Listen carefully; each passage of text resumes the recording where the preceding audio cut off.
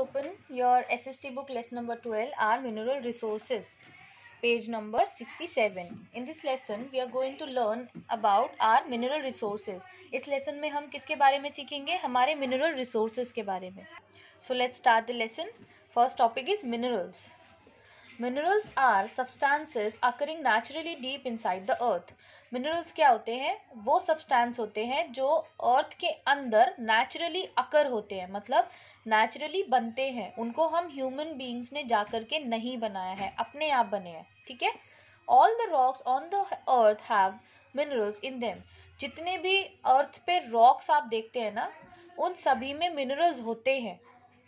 A rock containing large amount of a particular mineral is called a ore of that mineral. लेकिन कोई जो rock है उसमें किसी एक पर्टिकुलर मिनरल का अमाउंट बहुत ज्यादा है, तो उस रॉक को हम क्या कहेंगे? ओर. ठीक है. Most of the minerals are found below the surface of the earth. ज्यादातर जो आपके मिनरल्स होते हैं ये कहाँ पाए जाते हैं? ये अर्थ के सरफेस के बिलो यानी नीचे पाए जाते हैं, यानी अर्थ के नीचे ज्यादातर मिनरल्स पाए जाते हैं. Digging out mineral ores from the earth is called mining. और यही जो अर्थ के नीचे होते हैं मिनरल ओर्स, इनको जब डिग आउट किया जाता है यानी खोद कर बाहर निकाला जाता है, तो इस प्रोसेस को क्या कहते हैं? Mining. Deep holes are dug into the earth to take out mineral ores. बहुत गहरे गड्ढे खोदे जाते हैं, डीप होल्स किए जाते हैं, ताकि मिनरल ओर्स को अर्थ के जो बहुत नीचे का सरफेस है जहाँ पर ये मिनरल ओर्स हैं उनको निकाला जा सके. These holes are called mines. और यही जो गहरे गड्ढे या होल्स किए जाते हैं माइनिंग के लिए, इनको क्या कहते हैं? इन गड्ढों को माइंस कहते हैं. People who take out minerals from mines are called miners. और वो लोग जो इन मिनरल्स को बाहर निकालते हैं उन्हें क्या कहते हैं? माइनर्स. तो हमने 4 न्यू वर्ड सीखे: ओर्स, माइनिंग, माइंस और माइनर्स. ओर्स किसी रॉक में किसी एक पर्टिकुलर मिनरल का अमाउंट ज़्यादा होना. ठीक है, तो वो रॉक क्या हो जाएगा? ओर. ठीक. माइनिंग वो प्रोसेस जिससे मिनरल्स बाहर निकाले जाते हैं. माइंस वो जगह जहाँ से निकाले जाते हैं. राइट. माइनर्स वो लोग जो मिनरल्स को निकालते हैं. Clear. Minerals are the natural wealth of our nation. Minerals क्या है? हमारी नेशन की नेचुरल वेल्थ है. ठीक है. ये नेचुरल एक हमारे पास संपत्ति है जो हमें नेचर ने, प्रकृति ने दी है. हमने कोई एफर्ट नहीं किए इसको बनाने के लिए.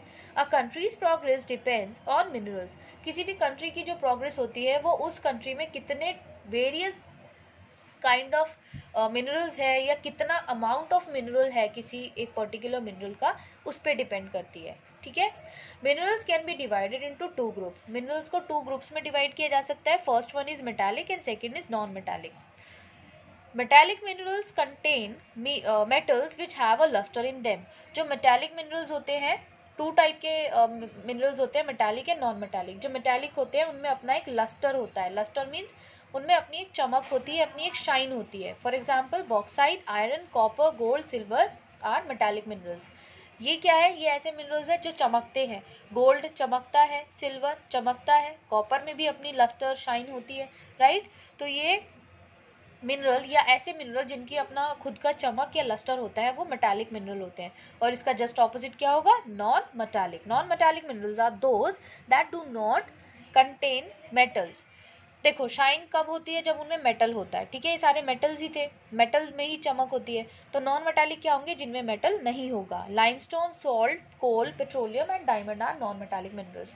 तो ये कुछ एग्जांपल्स हैं जो नॉन मेटालिक मिनरल है, क्योंकि इनमें आयरन नहीं होता. और जो मेटल है, नॉट ओनली आयरन, मेटल नहीं होता. ठीक है.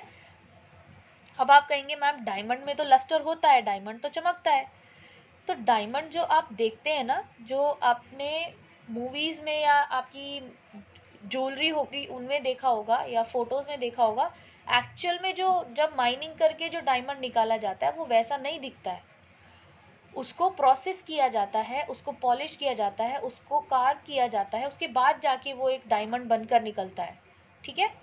वो जब माइनिंग करके निकाला जाता है तो वैसा नहीं दिखता है. तो डायमंड में अपनी लस्टर वो बाद में प्रोसेस के बाद लाई जाती है, ठीक है। Coal and petroleum are used as fuel, so they are also called mineral fuels.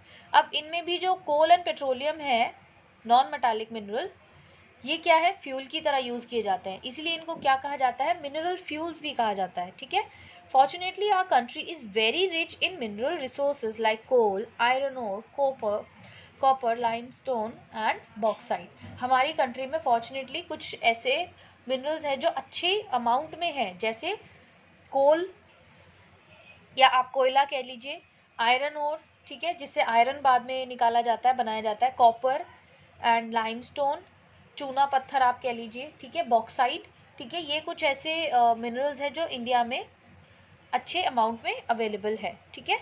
The plateau region which is rich in mineral wealth is particularly the छोटा नागपुर प्लेट्यू। जो प्लेट्यू रीजन है, प्लेट्यू रीजन ये जो आप देखते हैं ना India का ये वाला पार्ट, ये क्या है, प्लेट्यू है।